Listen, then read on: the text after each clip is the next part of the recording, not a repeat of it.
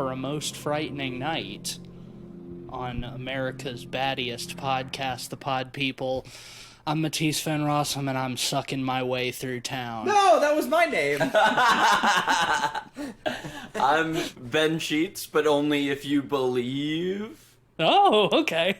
Well, I was gonna say I'm sucking the town dry or whatever the line is from the movie, but no, I guess not. I guess I'm not doing You that. know, if we each take one side of town, we'll suck through town that much faster. He's Right. Cleveland Mosier, and he's gonna have sex with all of your moms. No, well, But you have to invite on. him in first. what? I'm taking my glasses off. I'm rubbing my temples. Would you say What a that you've start. seen enough? You know, I think so. At this point, I think we're good. Can we just end the podcast here? But we haven't talked about Fright Night yet, Cleveland. Oh, you know what? You're right. And that movie is very fun. Yeah, well, we're talking about Fright Night. The original, not the remake, the 1985 film written and directed by Tom Holland. Not that one. Not Spider-Man. not- Spider-Man did not direct this movie. But you might know Tom Holland because he also directed Child's Play, the original Child's Play. No. Wrote and directed, yeah, which we covered a few years ago. And also, he starred in that Uncharted movie. No. No. Yeah. I thought that was Tom Holland. That's the baby Tom Holland. No relation. To DaBaby? Yeah, DaBaby starred in Uncharted. That's right. Alongside Mark Wahlberg. I'm just imagining, like they're shooting a vampire scene. They call cut, and the camera spins around, and we see there's a baby behind the camera. Is the director A baby dressed as Spider-Man. Spider Baby Man? I think even saying that, like, It's baby... not Spider Baby. It's Spider Baby Man. That's an important distinction. It's baby Spider-Man. No, it's Spider Baby Man. Spider baby man. What about man baby spider? No, that's fucked up. That's all kinds of wrong. It's not man baby spider because that's like part spider, part baby, part man. What about spider baby man? No, that's a man made of spider babies. So what was the correct one? It was that. It was Spider Baby Man. Oh shit! It was. Is it Spider-Man? No, spider baby man. Oh, okay. It's where you put the hyphen. Oh, it's where okay? the hyphen... So the hyphen is between baby and man. No, it's between spider and baby and man. Well, now you're just talking crazy, Cleveland. All right. Oh god, that's what we do the podcast for. Ben, This is why we're here. you picked this movie for us to talk about. This was your choice. Yeah, And I thank you for it. I hadn't seen this movie since high school, actually.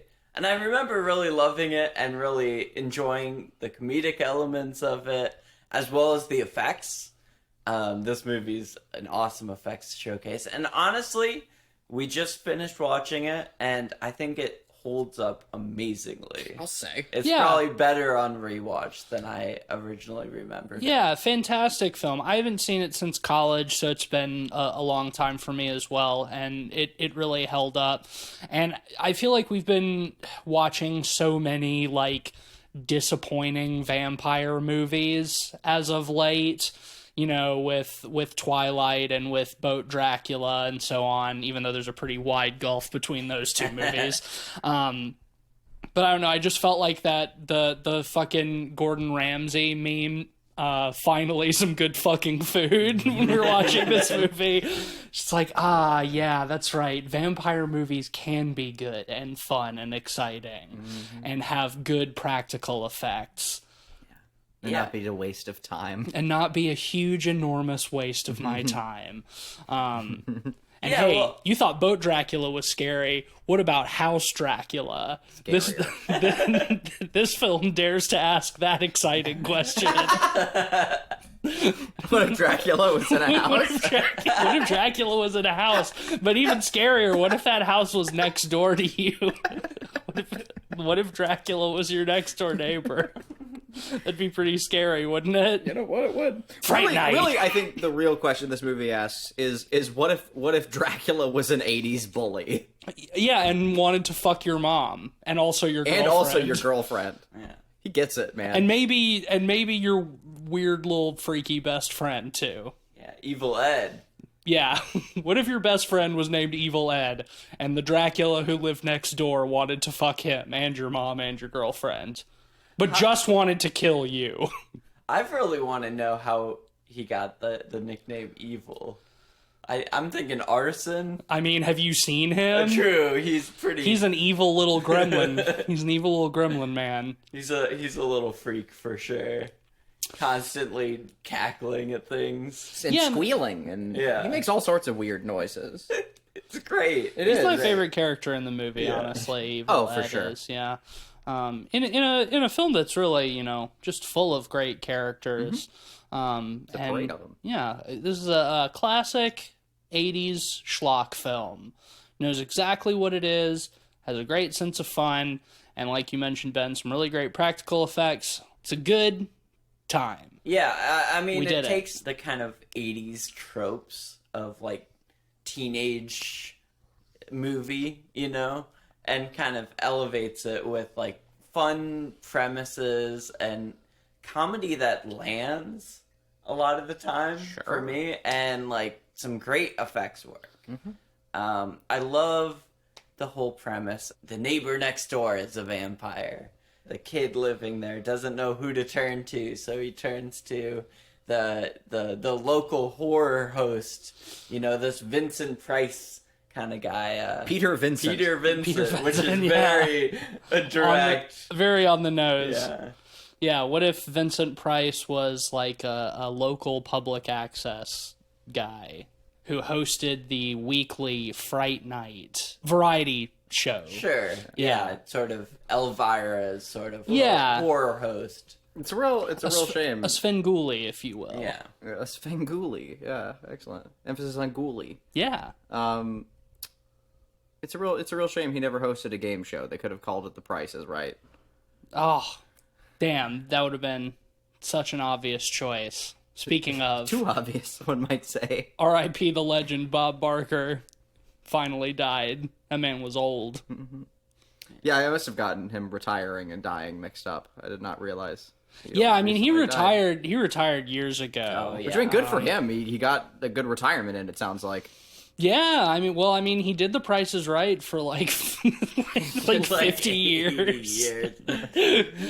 Yeah, since Christ. And then He was replaced by Drew Carey, who's now skinny. yeah, And weird. he's Yep, like good for one him. of those guys who used to be fat but is skinny now, but still has all the fat skin on him. Kevin Smith style. Yeah, and it's very unsettling. But You still should good go for back. him. No. I mean, You good. should go back. No, let him be healthy.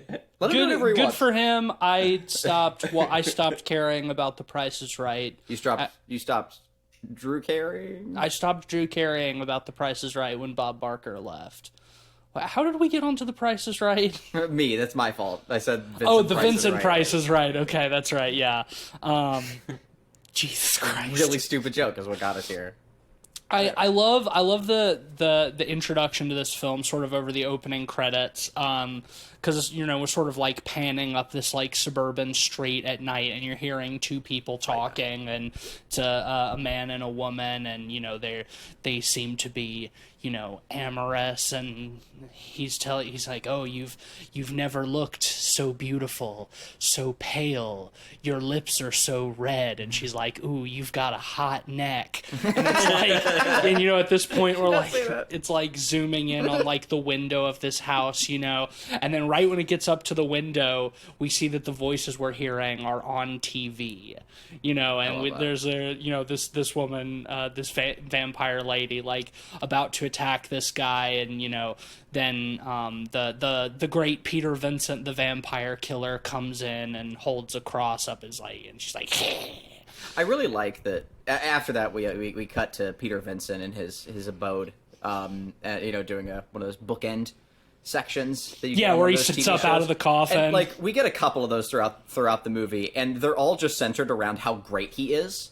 Yeah, he's like, oh, this is my favorite movie. I starred in Because it. I starred in it. Yeah, and it does like the Fright Night title, like it spells it out in like blood, and it pans over, and we see our protagonist Charlie, and his girlfriend Amy making out, and so it's all in all just like a really nice introduction to like characters that we're going to be seeing throughout the movie, the recurring sort of themes and stuff. And then Charlie gets quickly distracted because he sees two guys carrying what looks to be a coffin into the basement of the abandoned house next door. And he gets so distracted by this that he will not have sex with his girlfriend. And she gets very offended by that.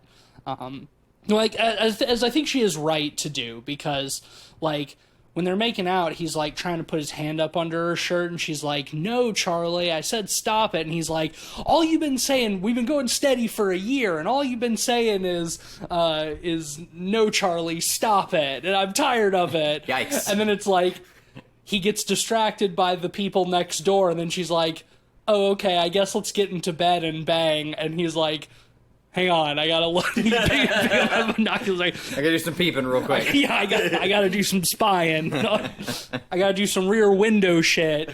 And she eventually gets so fed up. And she's like, but what about my rear window? Oh.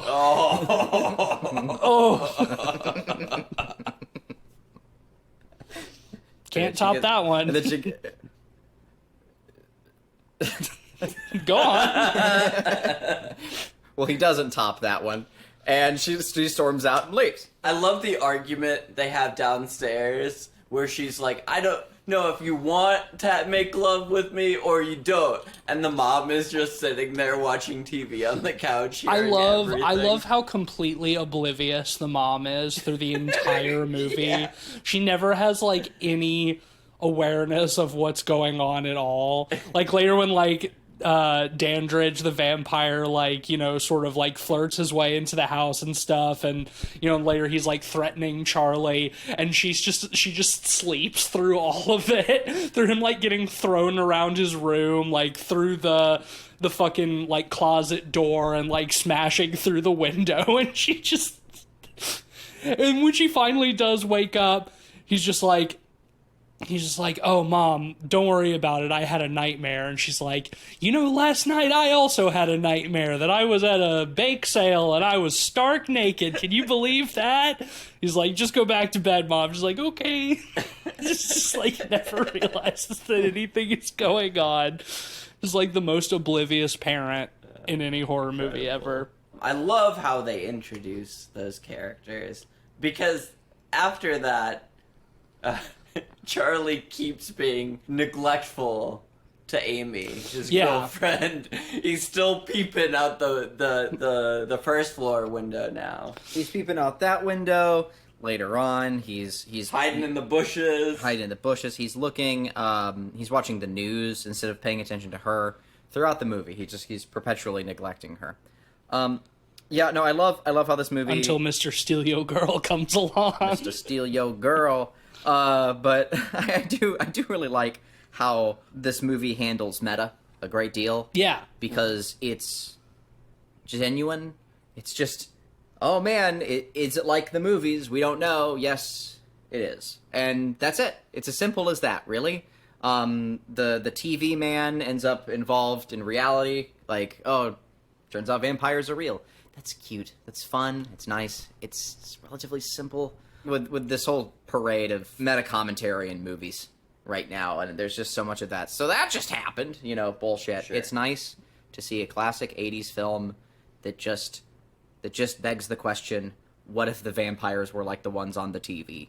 And I like that. I like the simplicity of it. It's pure. At the same time, they do play with that idea a bit in the juxtaposition. Plenty. In, for example, Peter Vincent, the horror host, on his show, he's this sort of brave, fearless vampire killer. And in reality, he's just some dude who he's on the verge of getting evicted from his apartment and a coward. Yeah, he's just an actor. It's like, honestly, like, his inclusion in the whole thing is my favorite part of the movie, and I think the most compelling, like, plot point of the movie.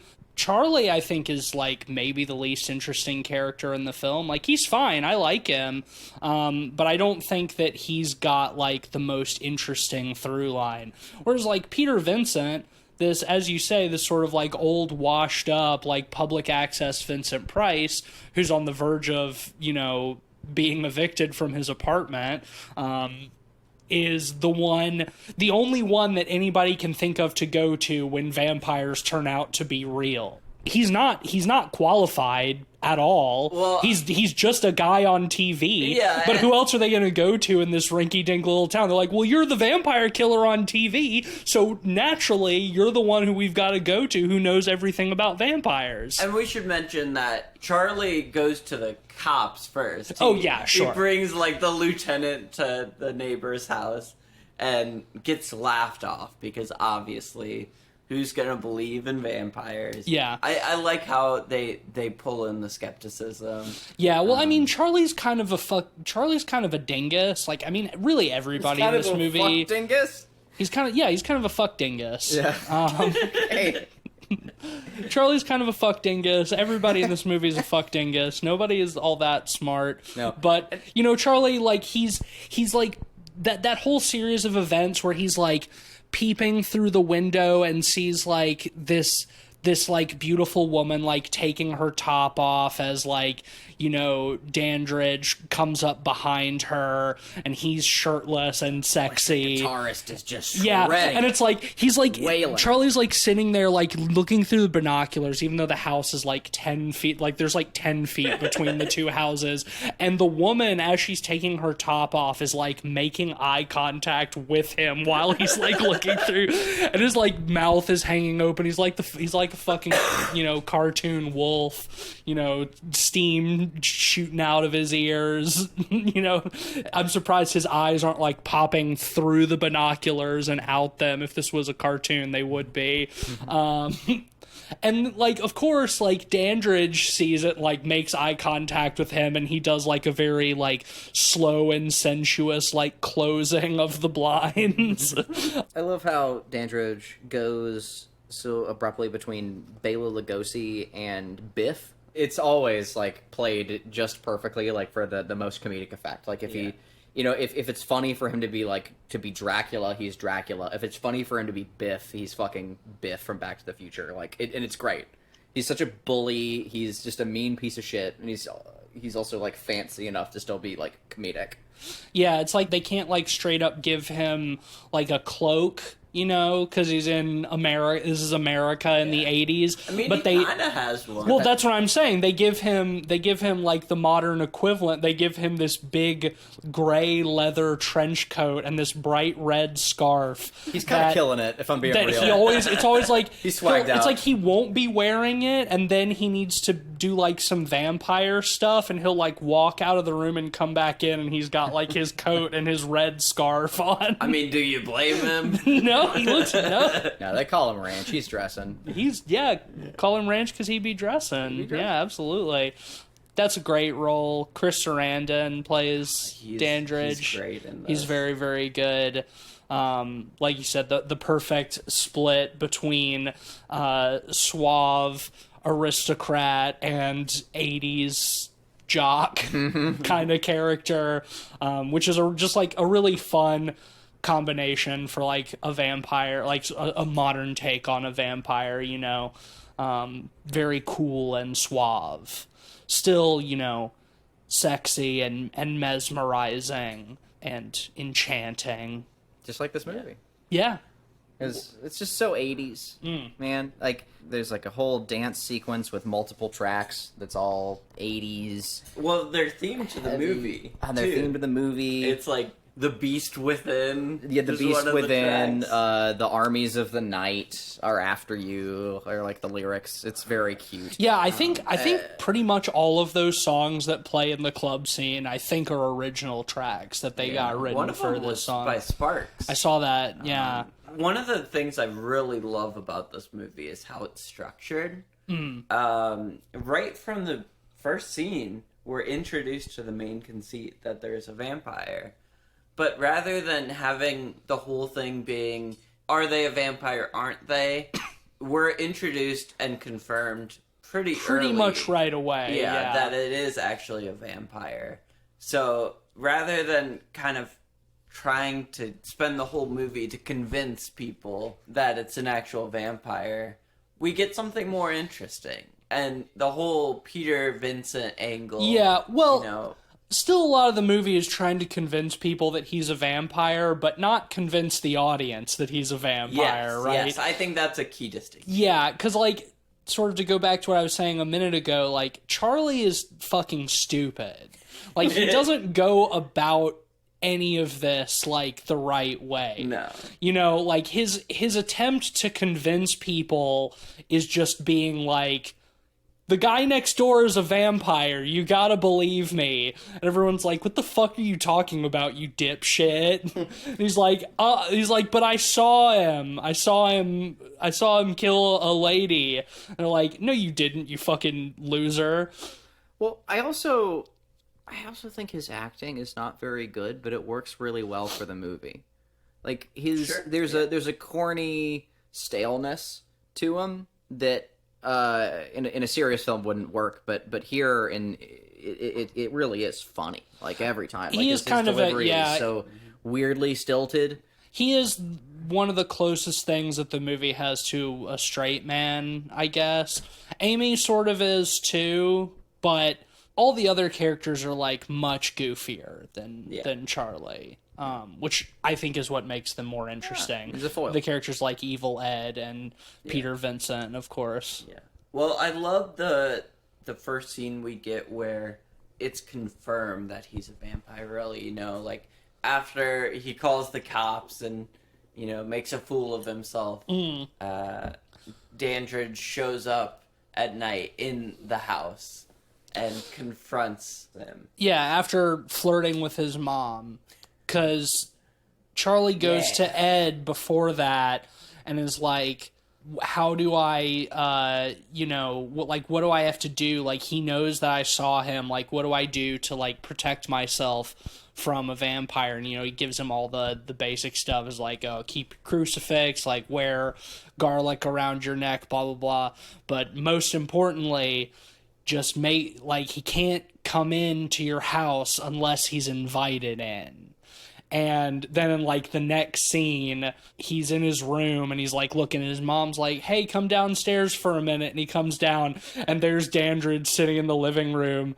And she's like, I invited our new neighbor over for drinks. And he's got, like, a Bloody Mary with, like, a little celery stalk in it. Just, like, immediately, like, mom invited him in. And he's like, now that I've been invited in, I'm gonna come over whenever I want.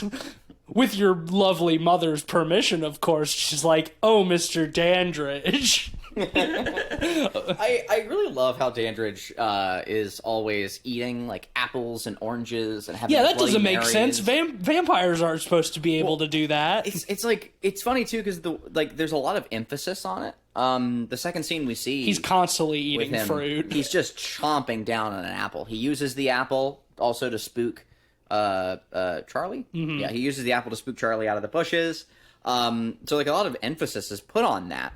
And at that point, there's so much meta commentary already happening in the film. Like, ooh, this is what TV vampires are like. Are they like this in, quote, the real world? Do we know? So we see him eating, and my thought was, okay, that's like a clue. That's like a sign that maybe he's not all, maybe not all the rules are the same in real life. And that sort of ends up being a red herring. Yeah, because all the rules basically are the same. All the rules are there. The mirrors, the garlic, the fucking... Well, I guess we don't really see the garlic, but the crosses. I do love the stipulation with the crosses that you have to have faith. You know, it's a belief in fairies kind of situation. I think that we don't have to get there quite yet. I do think that they kind of play fast and loose with that in the third act, to use that aspect of it when it's convenient.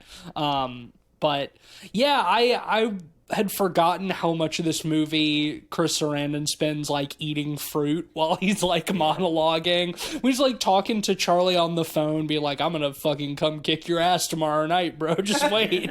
Like, Come on, bro. He's like, come outside, bro. I'm gonna come, as soon as tomorrow night, I'm gonna come kick your ass, man. And, like, and the whole time he's just like peeling and like eating like an orange or like a tangerine or something. It's like, what kind of fucking vampire is this? Yeah. We don't even see him drink blood that much in the movie. He goes for a sip. Yeah, he goes for a sip every now and then. They kind of do that. Yeah, off screen. I guess. I actually really like his familiar, I guess you could call him. His boyfriend. Yeah. He kind of has a weird, like, Jim Carrey-esque affectation about him. He's, like, weirdly facially expressive at times in the movie. Yeah. I find it really funny. I love how much of, like, a reversal of, like, the traditional sort of familiar character is.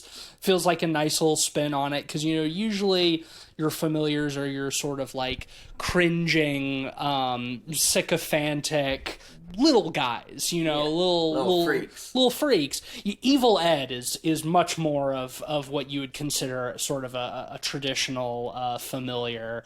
But no, this dude Cole, I think Billy Cole is his character's name. He's just like a dude, just like kind of a, you know, tall wannabe Dandridge in a lot of ways. Well, I mean, he's always wearing like flannel shirts, and you know, he's like doing handyman stuff around the house. When they go over to the house, he's like, "Oh yeah, I'm Jerry Dandridge's roommate, Billy Cole." You know, he's just like a guy. He's just a guy. I don't know. I really like that this vampire's familiar is just like a dude. You know, but it does seem like they're, you know, they have a, we'll say, sort of inferred homoerotic relationship a little bit. It's not too heavy-handed, but they are feeling each other up a little bit. Yeah, exactly. Yeah, I found that stuff fun. And yeah, me too. What I was gonna say earlier, the scene where Dandridge confronts Charlie. Yes. The first confrontation. That's right. I love how tense that scene is. You know, Dandridge is like throwing Charlie around, breaking shit in the room. He like hangs him outside of the window, and one thing I love about that is like he pries the window open, and there's like big nails sticking out of the bottom of the window. Because at the beginning of the scene, we see, you know, Charlie's like nailing his window shut because he knows like he's afraid of Dandridge like coming for him. So yeah, the way he just kind of like flicks it up with like his wrist and just like rips all of the nails out is really cool. Yeah, and there's a lot of tension to that because, you know, you're worried about it coming down on Charlie. But Charlie, you know, narrowly gets away. Yeah, well, he stabs him in the hand with a pencil, which is, I guess, a little wooden stake. It counts as a wooden stake. Why not? And that's when we sort of get a glimpse of like Dandridge's like vampire form. He gets the big red eyes and the big teeth and the long Nosferatu fingers and nails and stuff. Yeah.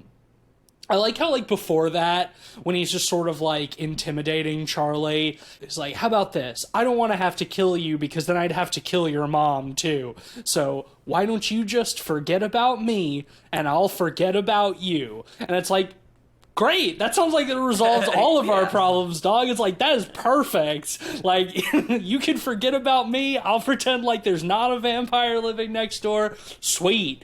You know? And Charlie instead fucking throws up his crucifix. And it's like, come on, dog. You just had to say that he was letting you off. Yeah. He just broke your closet door a little bit. I think you're getting off light.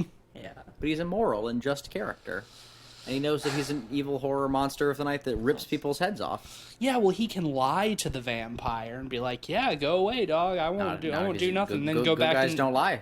Foolish. Stupid guys don't lie. Foolish. Yeah, well. Foolish. So I learned a fact.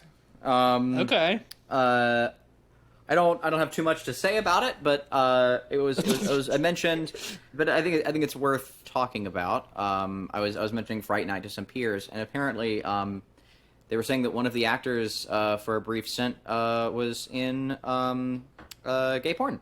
Oh, are we gonna guess which one it is? Can we guess? Oh, Can we that play seems the a little guessing game? cruel, but we're already here. I don't think it was Chris Sarandon. Evil Ed. I want to say Evil Ed too, but I'm gonna actually say it was Bill. It was the guy who plays Billy Cole, the familiar. So it actually was Evil Ed. Was it really? Oh man, I didn't actually think that would be right. Stephen Joffrey's. that seemed too on the nose. Yeah. So for several years using the alias Sam Ritter, and apparently after Fright Night, coming up on Fright Night 2, he was asked to reprise his role, but turned it down to play the lead role in 976 Evil. The fuck is that? I don't know. It's not Fright Night 2. Is that gay porn? I don't think No, that's so. a horror movie. Okay. I've heard of that one. Yeah, but he did, Seen it on but Shudder. after a stint doing that, which, again, no judgment for me, after a stint doing that, he returned to horror in 2007. Wow, I can't believe that horror pays better than porn. I don't see anything about that in the Wikipedia article. I can't really speak to either. Then why did you even bring it up? I know. But no, I did think it was interesting. I think at the time it would have been like I was speaking to my friends who's in his 40s, and I was sort of under the impression that at the time when that was brought up, it was like scandalous, and a big deal.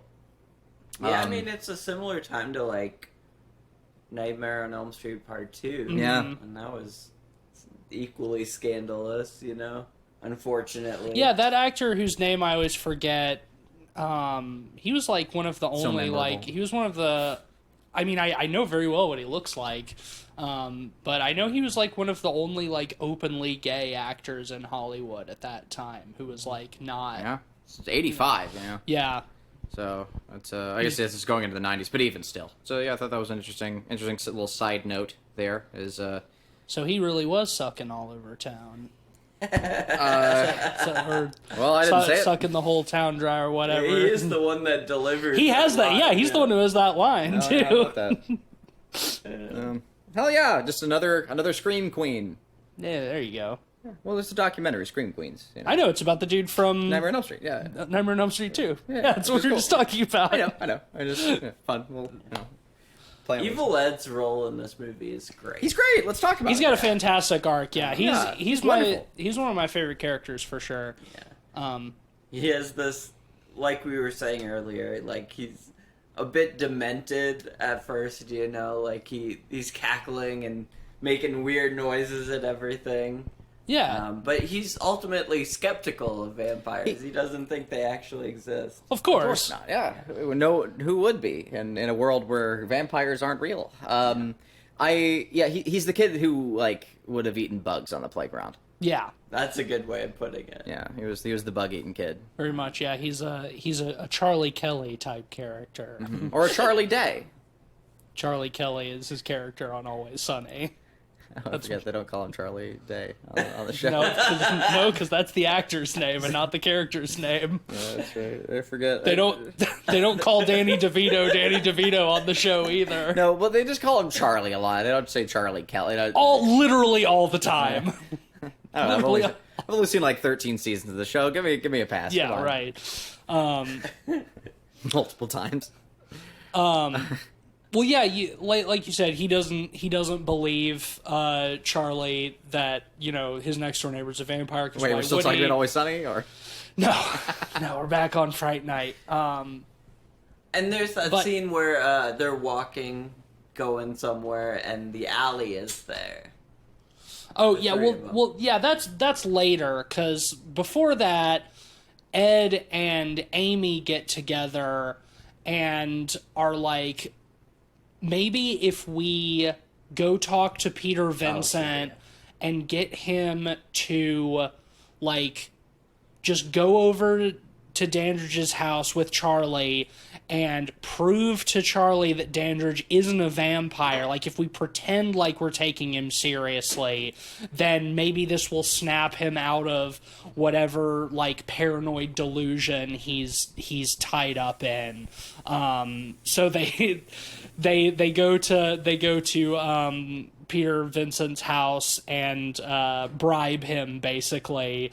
Amy agrees to give him her like $500 like savings bond or whatever. It's like, if you'll just go over there and prove that this guy's not a vampire, then, you know, maybe Charlie will believe you, like if you pretend to take him seriously. And they fucking call Dandridge on the phone and then we're like, hey, do you mind if we come over and like prove to this kid next door that you're not a vampire? He's like, okay, but you can't bring any crucifixes and I won't drink real holy water. And they're like, okay, it doesn't have to be real holy water, it can just be tap water. He's like, okay, cool. I love that scene where they're convincing Peter Vincent to go along with it, because he's like, oh, no, that's silly, I won't do that. I'm an actor, I have to go to Hollywood. I have standards. For a good role in a big upcoming film. He's got his eviction notice tucked into the pocket of like his smoking jacket. Yeah. I love his little apartment too, all of the like vampire paraphernalia. He's got like a Bela Lugosi poster like on the wall. Vampire finalia. Vampire finalia, there you go. He's got like a Nosferatu like head and like hands like in like a glass box. That set is great. Yeah, they offer him $500, and he's like, he just turns on a dime completely. He's like, I'll do it.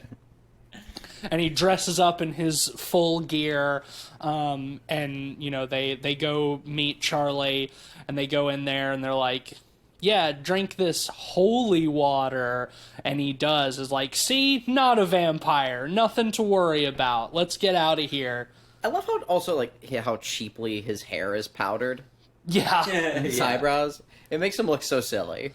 Yeah. Well, the actor is obviously in real at the time not as old as the character that he's playing. So yeah, they just sort of like sprayed his hair and eyebrows so it's gray. It's very obvious, but it's a fun look. Yeah, well, it makes sense for the character, too, because he's playing up the artifice of the role itself. Yeah, of a Van Helsing. You know, it's like sort of like Elvira dressing up as Elvira, you know, even outside of the show.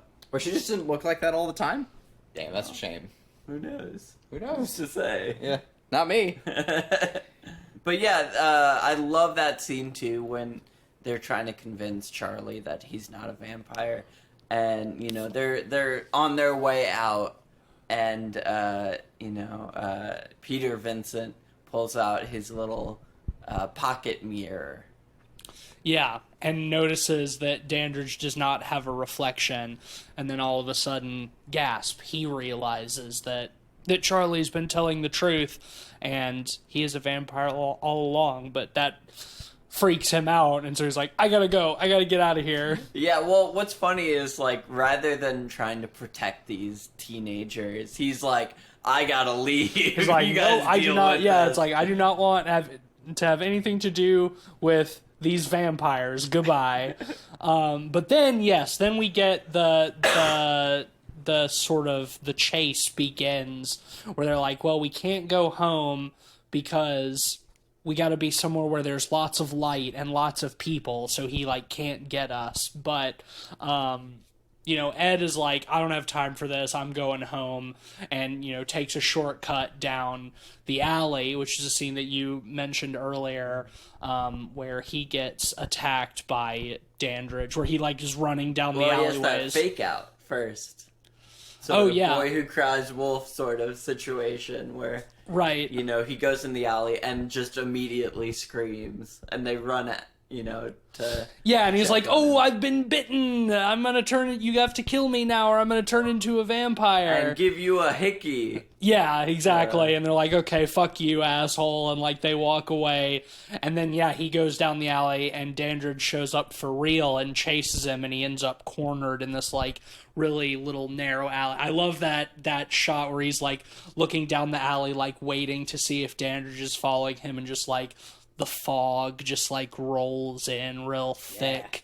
And it's like you're looking to see too, and you're like, when am I gonna see him in the fog? And then he's just behind him and wraps him up in his trench coat sexually. He's like, nobody's gonna make you eat bugs or bully you anymore. All you have to do is take my creepy vampire hand. And Ed does, and he wraps him up in his trench coat, which I must say is much less visually effective than pulling a cloak over somebody, throwing a trench coat over them. Yeah, it's still pretty funny. Oh yeah, it's very funny. I like it a lot. And, then, that's the nice little payoff to the fake out of him pretending to be bitten and become a vampire, is that he does get bitten and become a vampire. Yeah. The boy who cried wolf. The boy who became wolf. The boy who became wolf. Yeah, exactly. I love that immediately after that he goes to Peter Vincent's house and tries to get him. It's great because like that character is already like such a weird little cackling freak, and then he gets bit and becomes a vampire, and somehow it's like this is Spinal Tap when they turn the dial up to 11. It goes up to 11. Yeah, they turn the cackling little freak dial up to 11. They just break the knob off.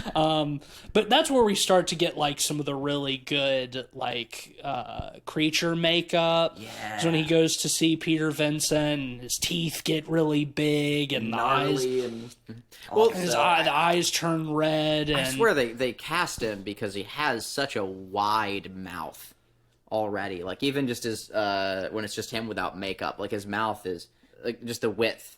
Like normally you're proportionally the edges of your mouth line up with your pupils. But his are like going out to the edges of his eyes. Like he's got like this really wonderful. It's kind of frog like. So when he opens his mouth with all the additional like crazy teeth that they've added in, all and see why he was such a good gay porn star. Don't. I knew that was coming. Walked right into that. I saw you smiling. I knew it was coming. Start talking about this dude's wide mouth. Luscious lips. I didn't say big, that. His big, proportionally freakish mouth. Oh, I would say that. It's great. It works for fitting big prosthetic teeth in it. God. Yeah. Anywho, he looks great. Get your mind out of the gutter. You get your mind out of the gutter. Yeah, I know. I love that scene too because like you just add like even more great makeup when Peter Vincent like grabs the crucifix and like puts it to his forehead and it like burns like an X on his forehead. His reaction to that is so great. Like this, he's just got like this great like sort of like pit like an injured animal like pitiful pained screech. Yeah. Master will torture you. He'll kill you slow for this, not fast but slow. And then Jen just jumps out the window. Yeah. I love the imagery of the burnt-in cross on his forehead. Honestly, like, when I think... Before we just rewatched this, when I thought back to Fright Night, that's one of the images that always pops up in my head. Yeah. Because it's super iconic, like... Yeah, I mean, this movie has, like, some of the most, like, iconic, like, looking vampires. Yeah, well, and what I love, too, about it is, like, after that happens, like, it's there for the rest of the movie. Yeah. You know, you see it slowly heal, but it's still there. Yeah, it's still, like, burned in his head. This movie is, like, the best case scenario for like having the best of both types of vampires, like the sexy, suave, cool vampires, Yes. and like the weird goblin creature vampire. It might be some of my favorite, like, designed weird goblins, Yeah. too. Like, the Nosferatu kind of rat face is fun, but I really love the These wild teeth and big bug eyes. These vampires are much more wolf-like. Yeah, than- they're true than creatures of the rats. night. Literally wolf-like. Well, yeah, Ed turns into a wolf later in another really great scene. And yeah, I love that. I think it's super cool and fun, and also much like one of my pod favorites, in Near Dark, they explode. Yes.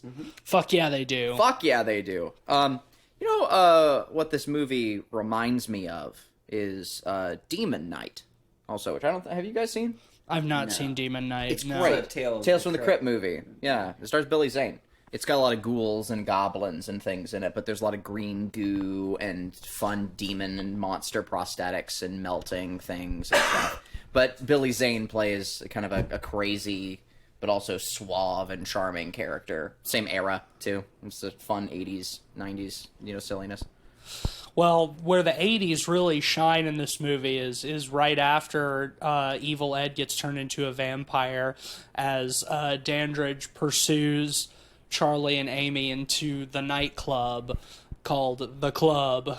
Good name. I love how they get into the club just jumping past like a chef. Yeah, they go Yeah, they through go the to the kitchen window, window. and the kitchen window, and the chef just like has the window open, and they just hop in. And they're like, "Hey, you can't go through there," but then they do.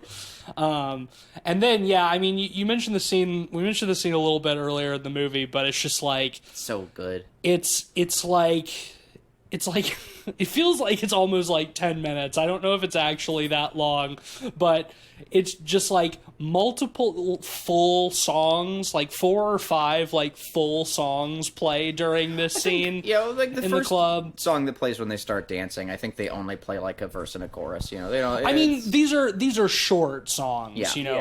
like 2 minutes maybe. but it works for variety. It's really nice. Because they're trying to hide in there because they think that like they'll be safe in there because like Dandridge can't kill them in a room full of people, and Charlie runs off to try to call the cops again, to try to talk the cops into helping them, and while he's doing so, Dandridge just like swoops in and seduces Amy, and they do some very sexual dancing on the dance floor while just 80s pop rock track after track just It's awesome. fucking bumping, man. It's it is fucking like, great.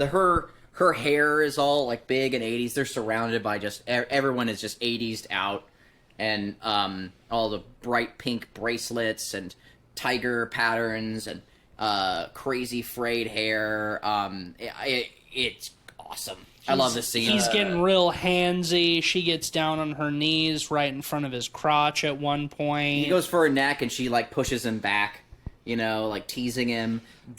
She turns and she sees that she's dancing with thin air in a mirror. in the mirror, yeah. That part's really great. Yeah, there's just so many wonderful shots and in that sequence. And again, the music it is just all the right levels of corny and fun and cool and still cool and neat and just full of swagger. I love it. The way that scene ends is so funny too, because like Charlie gets off the phone and he like sees them dancing and he like runs up and like is like, "Hey, stop stealing my girlfriend. Stop being a vampire pedophile. Stop being a sexy vampire, asshole.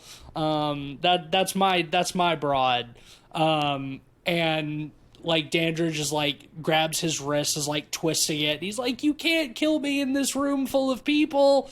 He's like, "I don't want to kill you, Charlie. I want you and Peter Vincent to come by my house later alone. That's the only way you'll ever see Amy again."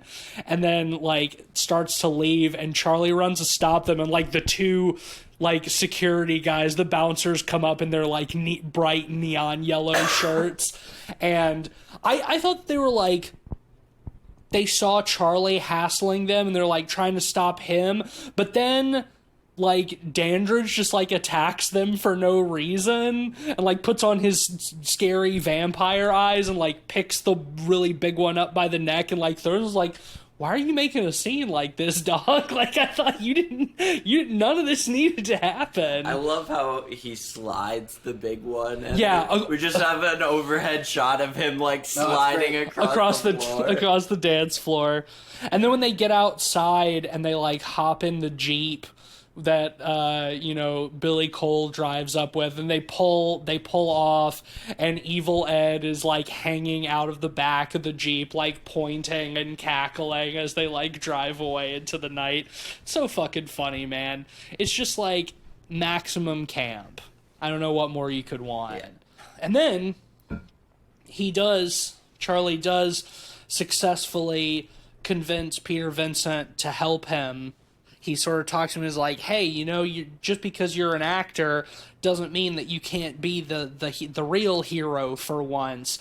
And we get this kind of that's one of the things that I love, is like seeing like Peter Vincent sort of like trying to like psych himself up to be like put on the role of the vampire killer when he's confronting like a real vampire. Yeah, well, during that scene with him and Charlie, he admits that his real name isn't even Peter Vincent. Right. Like, this is a character he plays.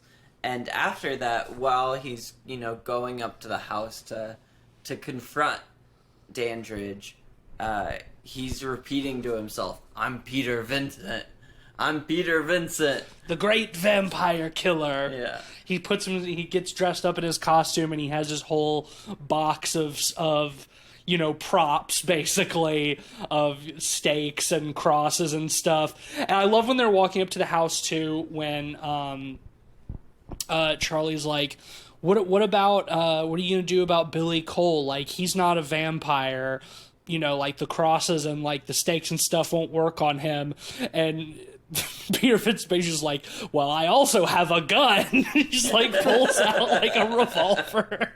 It's like, oh yeah, cool, sweet. Then we've got all the bases covered then. And so they go into the house to try to save Amy, and Peter Vincent pretty much just like immediately turns around and runs away after their initial confrontation with Dandridge, where he's once again eating an apple, and he's like at the top of the staircase with like this big stained glass window behind him. He's like, all you have to do is get past me.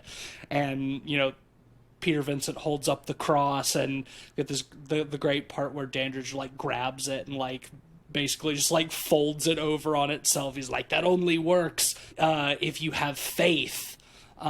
Which again, like, we did see him use the crucifix on Evil Ed just a couple of scenes ago, and it worked there. So like, he knows this works.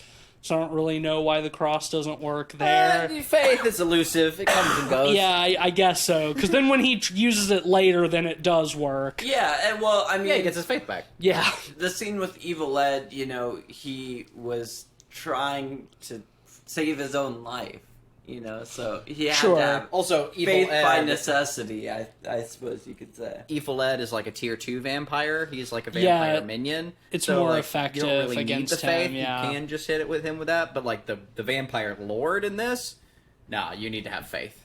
Yeah, Straight up. I guess so. Yeah. Well, I mean, he, There's your lore reason. He runs off after that and like runs over to Charlie's house next door and has his second confrontation with Evil Ed, who is hiding in his mom's bed wearing like yarn on his head. Some raggedy hand like, shit. Yeah. Emphasis on raggedy. And as he's chasing Peter Vincent out into the hallway, he turns into a wolf. And this is what the Wendy's girl used to look like. You won't believe what she looks like now. Doctors hate her.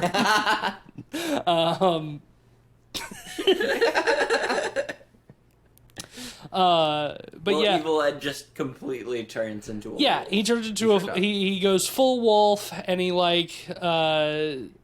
charges down the hall And I love this. Before he charges down the hall, the door opens and just a regular like fucking timber wolf comes out. Yeah. And he's happy.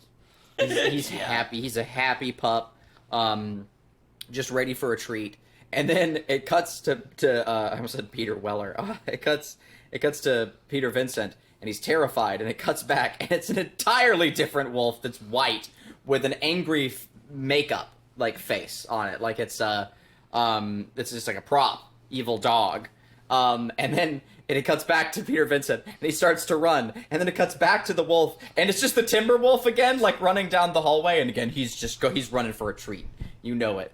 I love that, like how we just get one shot of a very fake, evil, angry-looking wolf, but the rest of the time when it's a real wolf, they make his eyes glow red too. He's got the big glowing red eyes. It's so silly, and I love it because he's already been knocked into like a little side table. Yeah, and the wooden peg comes up, so when the dog leaps onto him, he stabs it, and it falls down the stairs. And it is, I think, my new favorite dog death in cinema. Like, I don't usually like it when they kill the dog in movies. This isn't a dog. This is a vampire. This is a vampire, but in wolf form. Yeah, so that helps a lot. And also, in addition to, it's so over the top and corny, and the puppetry is so obvious. You have to laugh. Yeah. You can't help. Well, yeah, I mean, you just see him, like, throwing this, like, very obvious, like, wolf puppet, like, over the railing. Yeah. And then he, like, looks down over the railing. It like, crashes through, like, the chandelier, too. Like, it's really funny. And then, like, down the ground, it's, like, the wolf puppet is, like, it's like, impaled through with the stake. Away. And it's, like, trying to, like, army crawl away. It's so and you know funny. That they're just doing it with... There's no articulation of the puppet. It's just, like, a stuffed animal. No, they've got wires on it. Yeah, they're just sort of, like, pulling it from under the, You know they were having a fucking funny time. It's such a hokey effect. But they do immediately follow it up with, like, some of the best practical effects in the movie. Like, as he comes down the stairs and, like, Evil Ed is in, like, the process of transforming back into his human form, like, as he's dying, and it's just, like, this slow, agonizing process where he goes, like... He's just like part wolf, part man. It looks great. Yeah, it looks fantastic. It reminds me a bit of like American Werewolf in London. Yeah, or The Howling. Yeah. Like maybe not quite of that quality because that's like Rick Baker, but like it looks good, you know. I love when his hand comes down, and it's like it's part dog, part human, and it just begins melting. Yeah, it looks incredible. I wouldn't put it on the same tier as American Werewolf in London, but like it's pretty fucking. It looks good, yeah. And like when he's like half transformed back and he's dying, I love the puppetry. Like there isn't a ton of articulation in it. It's mostly just like a fairly basically like chomping mouth, and there's eyes and there's ear movement. But the design is so good too, and it's so wet and nasty and fun. You can't mind. Like it's great. And they get just a great deal of use out of it. Bunch of like just a good like 4 or 5 different angles. And it's drawn out, and it like goes through like multiple phases, and it's like they really prolong this like long agonizing death, you know. And all the time Evil Ed's just shrieking and crying. Yeah, on top of it, and it's pretty for a corny character in a corny film. His death is and something so fantastic and outrageous. His death knells, his cries are pretty genuine. Like they're pretty powerful. And it's like he turns back into human form, and it's like you're reminded. It's like he's just a kid, you know. He didn't ask for this, but. So then Peter Vincent, like, after having killed one vampire, he's regained his courage to, like, go back and help Charlie and Amy. And I love he like, takes the stake that he used to kill Evil Ed, and he's, like, walking back, and he's, like, standing outside the house. We've just got, like, this like, low-angle shot of the house just, like, wreathed in fog, and there's just, like, they just had dry ice out the fucking ass, like, out the top windows, but, like... it's just like pouring down the wall and just getting like thicker, and it cuts back to Peter Vincent, and he just kind of like looks down at like the steak in his hand and looks back at the house, and he just kind of like shakes his head for a second and like keeps going. It's just like, I love that moment where just like Jen's like, I'm going in there with just this. All right, fuck it. Well, I think, Because now he is the vampire. He is the great vampire killer. yeah, well, I think as well for the character, it's sort of an internal struggle of realizing the weight of what he's just done. Exactly. Because, you know, seeing Evil Ed in human form with the stake through him, it feels a lot more like murder than, Yes. you know, killing it a does. wolf. Yeah, I really like that sequence. Yeah, I do too. And then, you know, things just sort of like continue to climax and get bigger once they get back in the house. Amy has been turned into a vampire at this point. Charlie asks, like, is there any way to save her? And Peter Vincent's like, yes, we just have to kill Dandridge before the sun rises and she'll go back to being normal. And he's like, are you sure that'll work? And he's like, well, everything else has been just like the movies, so we just have to hope. And then another great little effect showcase is when Billy tries to attack them, and, you know, like, Peter just, like, shoots him in the head, and he, like, tumbles down the stairs, and it's like, oh, okay, it was that easy, huh? And he, like, sits back up. He does the Undertaker thing. He does the Undertaker. Yeah, he sits back up just like the Undertaker, and starts coming back up the stairs. And they just keep shooting him, and he's still coming. It's like, he's not a vampire, but I guess by being a familiar, he has, you know, gotten some kind of powers. And, you know, after they empty the gun into him, and he's still coming. Charlie takes his stake, which is just like a sharpened like fence post from the white picket fence at his house, and like stabs Billy, and we just get yet another like long drawn out scene of him dying, but this time it's melting and then getting sandy and then being a wet skeleton. Green goo. Yeah, he just starts like leaking green goo out of like everywhere. So what was his deal? That's what I'm saying. I don't know. Because he was out during the day.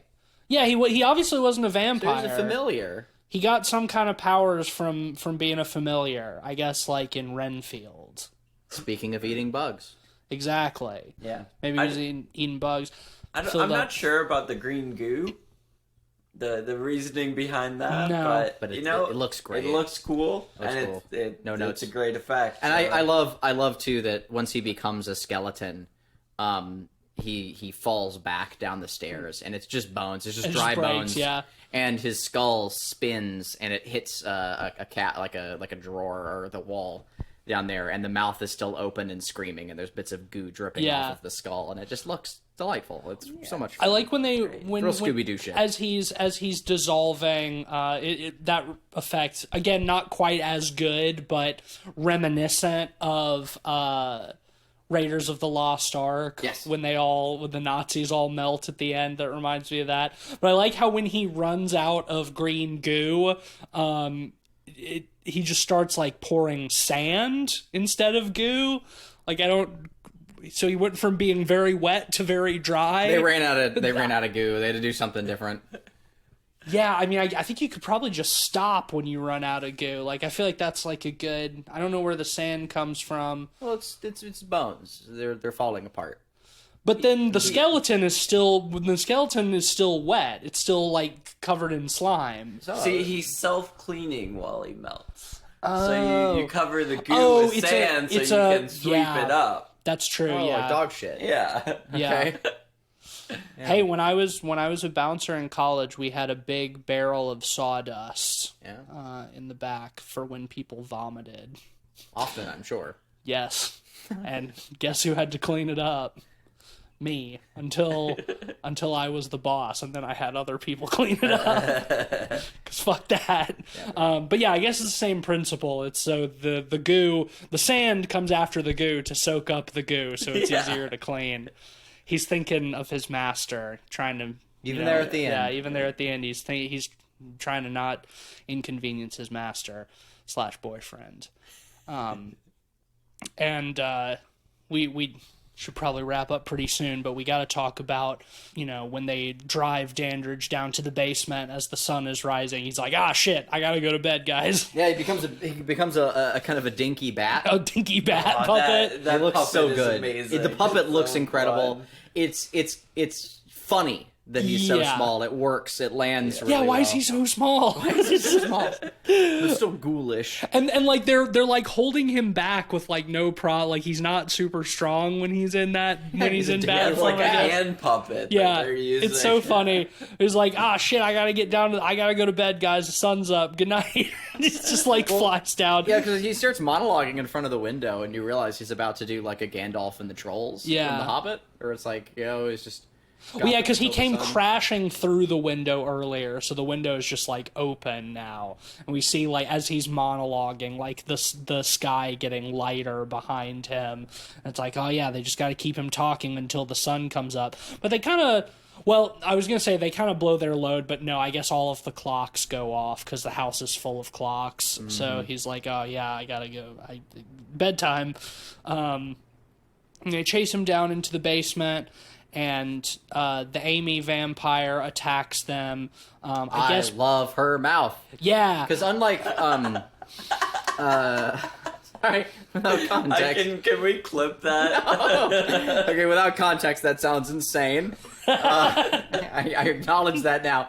With context, it makes sense because she has an incredible practical mouth. If you've seen the poster of Fright Night, Yeah. like the face that is like looming over the house with the big wide mouth. I love they do it differently for each vampire and each character because they've all got their own character. Evil Ed has like has prosthetic like teeth inside of his real mouth, but she has like a full mouth built over the top of her face. Yeah, it's awesome. She's like reminds me of, Melina. I was gonna say from Mortal Kombat. Oh, yeah, Melina. Yeah, exactly. I also like how sort of inexplicably when she's a vampire, her hair is now really long. Because, she's got like a short haircut through the whole movie. Then she becomes a vampire and she puts a wig on, I guess.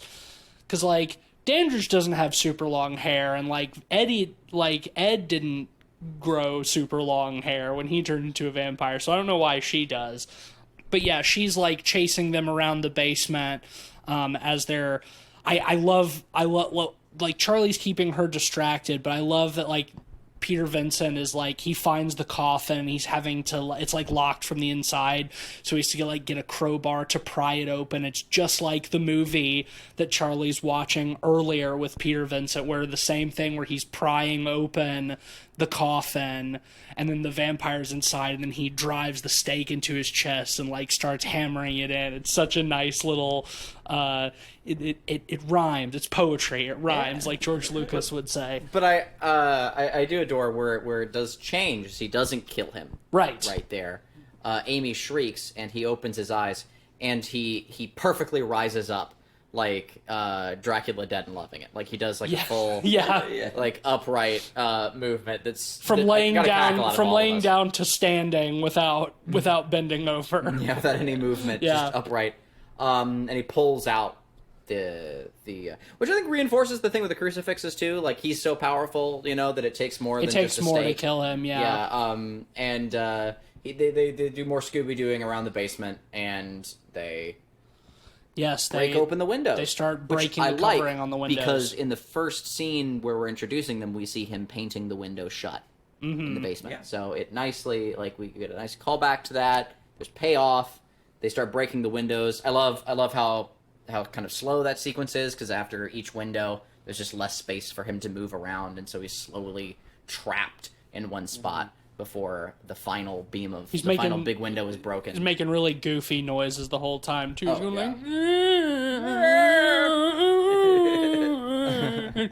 And when the final beam of light hits him, he's hurled against the wall. He's thrown across the room across into the the room. wall. Good. It's great. You can tell that they were pulled him by a rope or something. Yeah. He launches across the room, hits the wall, and explodes. And there's a big bat skeleton. Yeah. That shrieks. It's like green flames too. Yeah. Yeah. It's like the force of the sunlight is like pinning him to the wall, like as it slowly melts him.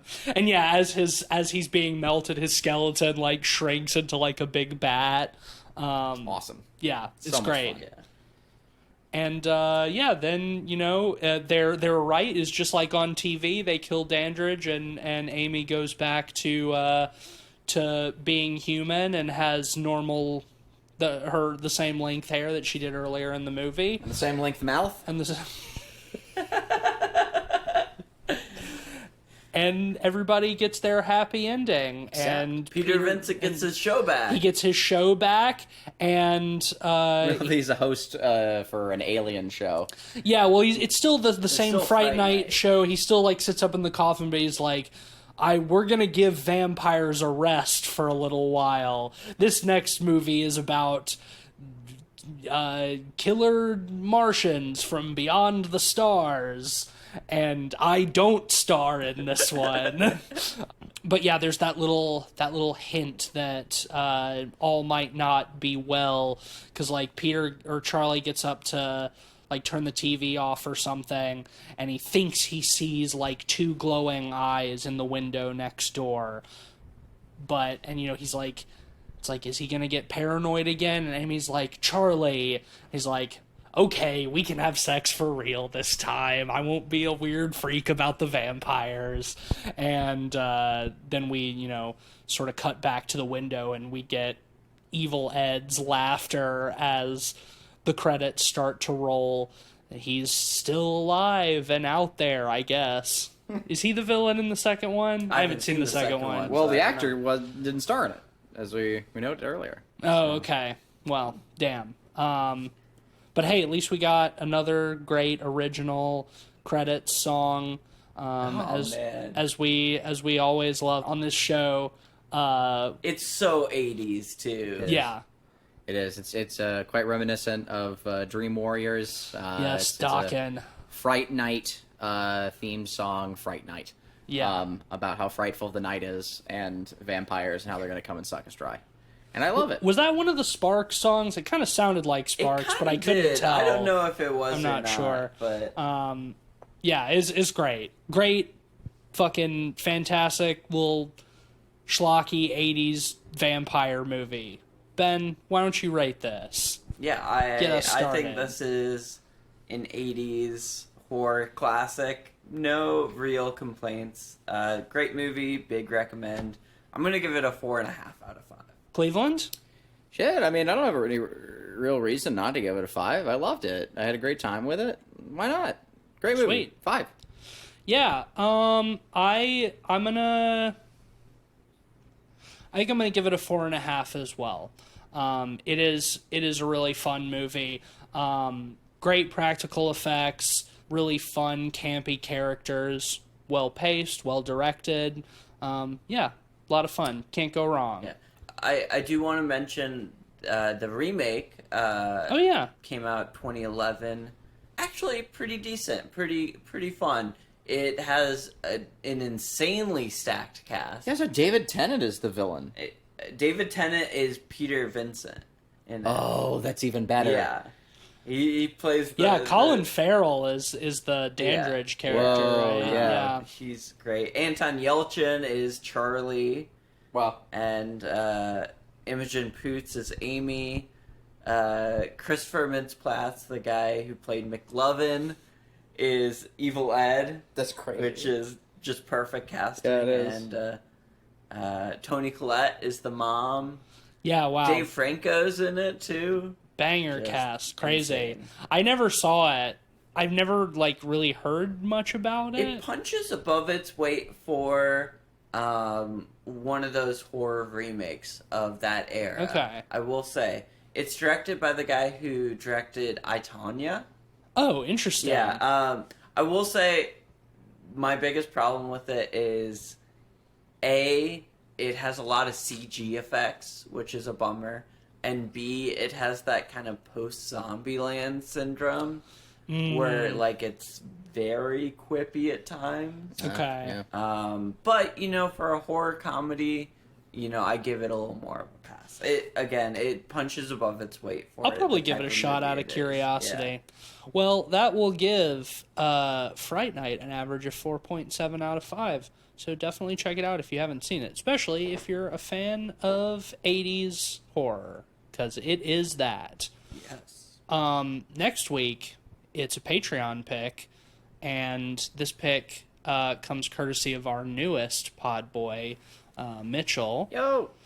Mitchell gave us a couple of recommendations. One was chosen at random, and we're going to be watching Occult Ooh. Fuck yeah! by by Koji Shiraishi, who did Noroi, The Curse, which Golden is Pod. a golden pod. I have heard great things about Occult, but I have not seen it. Well, so as we know, I'm very excited. I have seen his other film, Cult. but I have not seen Occult. Okay. It's wild to me that they would do that. Yeah. That they would name one of his movies, because they're all part of the same world, from what I understand. That's what I understand Cult. too. Is that they're not like, Cult is part of Noroi. Like, there's a lot of tie-ins there, or at least there's a lot of the same themes and ideas that he's playing with. Yeah, that's what I've heard about Occult as well. Yeah. Is that and Noroi and Cult sort of all exist in the same universe. Yeah. Well, if we watch Occult, we're probably gonna have to watch Cult at some point. After Sure, that, yeah, because absolutely. I definitely have pick things it. to say about it. Pick it Yeah. for one of your picks, Cleve. Nope. Stop being like, we should cover it, but I'm Yeah. not going to pick it for my pick. Nope. I got other things to pick. Trying to pawn it off onto Yeah. one else. Well, anyway, next week is Occult, so we're gonna be doing that. Let's do a sponsor real quick. I did perform the rituals to refill did the sponsor you? shelf. Wow. Yeah. All right. So we the have- shelf is bounteous and full. Oh, that's why you're missing that part. Correct. I see. I'm sorry about Yeah. that, by the way. I didn't mention that before. It'll grow back. Yeah, it always does. All right. So, ladies and gentlemen.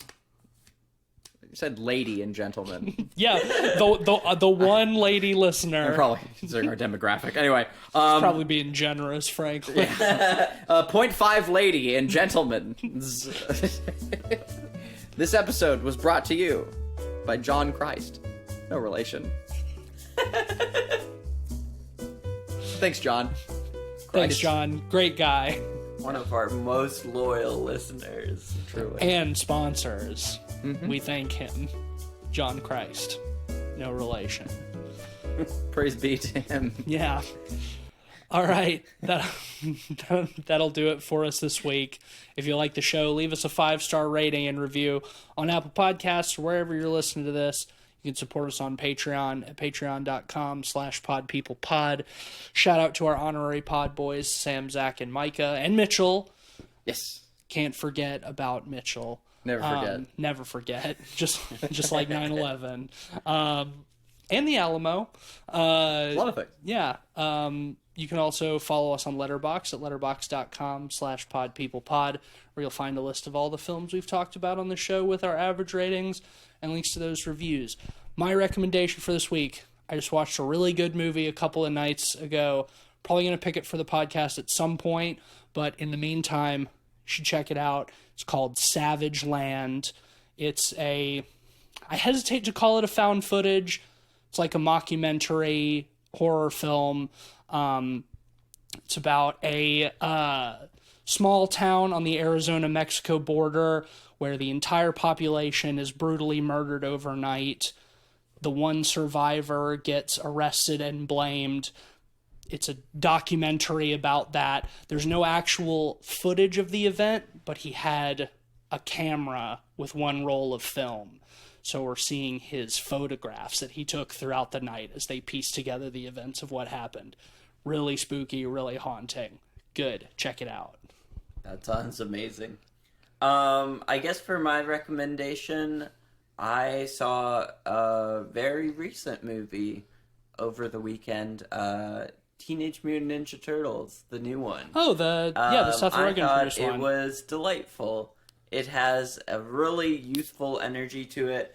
I'm glad that they cast actual teenagers for the Turtles, and they let them improv a bit. And because of that, there's such a natural rapport between the four that there's a great chemistry there, and it works great. Io Itabiri from The Bear, and recently that movie Bottoms is in it.